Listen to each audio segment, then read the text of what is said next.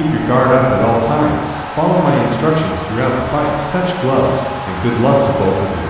Now, it's Teofimo Lopez versus Arnold Barboza. New York collides with California, right here in Times Square. The perfect stage for this showdown.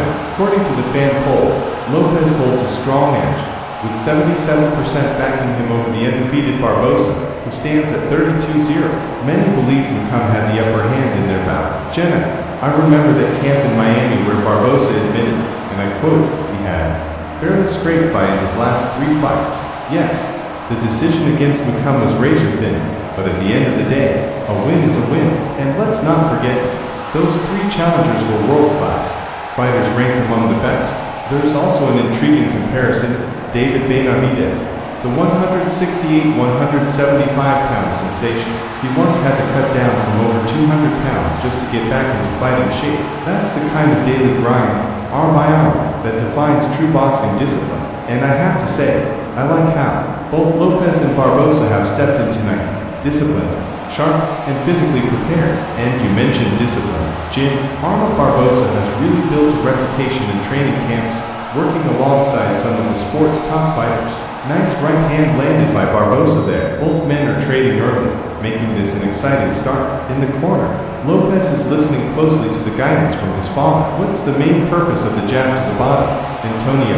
Well, it keeps your opponent at a distance. It's tough to deal with. Oh, big right hand. Look for Tio to build off that. The best fighters, after all, are the ones who put their shots together in combinations. Heading into this fight, the odds were fairly close. Lopez entered as just a -260 favorite. He's already proven himself against Jermaine Ortiz, and then in a tough test with Steve Platt, by far the hardest of those 3 title defenses. Right now, though, neither man has landed anything to damage him. It's razor close, and these judges are going to have a nightmare deciding who's edging the rounds. The pace isn't overwhelming, but there are bursts, quick flurries, intense exchanges, moments where they step in on each other. Barboza, for his part, is staying patient, waiting for his chance to counterpunch.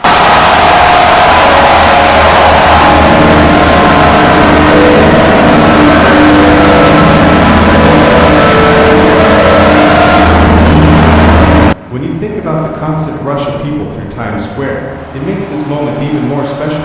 Tonight, they've gathered here for one reason: big-time boxing, right in the heart of New York City. That's exactly the kind of disruption Barboza doesn't want in his rhythm. On the scorecards, Tio was given the first 2 rounds. No surprise there. That puts Barboza in an uphill battle. He's just not as slick as Teofimo Lopez. Remember, Barboza got the nod over McCum, but this is a whole different challenge. Look closely. The legs, the footwork, the sharp movement. Teofimo isn't allowing anything easy tonight. He looks razor sharp. Barboza fires back with a straight right hand, but to really have success, he's going to need to close the gap. If he lets Tio control the distance, oh, good counter hook. Those little fights can completely throw off your timing, and Lopez is using them perfectly. That last hook, sharp, crisp. Honestly, I haven't seen him look this good in a long time. I remember watching him spar in Miami. His intensity was through the roof. And right here, another clean counter right hand from Lopez. He already had the advantage on the cards, 2 rounds to none, and now he's pressing forward into the 3rd.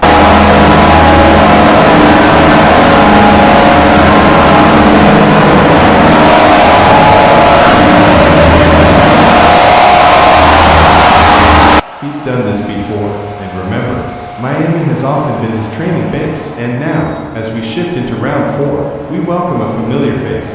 The one-time heavyweight sensation, Mike Tyson. Mike, what's your take? He's very sharp fighter. And that's the problem. Lopez is so elusive, it's tough to land clean, offensive shots against him. Another perfectly timed right hand by Tio.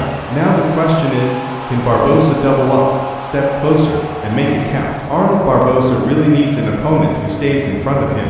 He's not as fluid or as versatile in his movements as Teofimo Lopez. Right now, he looks just a step behind in raw talent. But make no mistake, Barboza has turned fights around before. He's been through a lot in the ring, pulled through situations where things weren't going his way. But tonight, he's up against perhaps the most naturally gifted fighter he's ever faced. And that's the real test. Between rounds, you can hear the corner shouting, pull it on the back of his head. Barboza did land an uppercut, but it came from too far out, not close enough to do the real damage. And speaking of fights, Just last week we saw an incredible showdown in England. Conor Ben versus Chris Eubank Jr. that one had fans buzzing.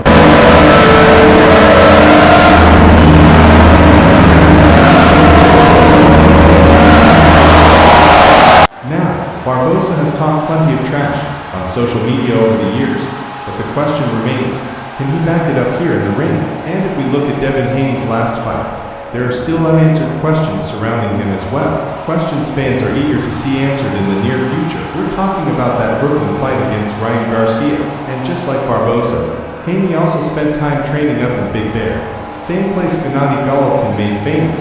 But tonight, it's all about Teofimo Lopez, and he looks razor sharp. Yeah, he's in rhythm, fully in his pace.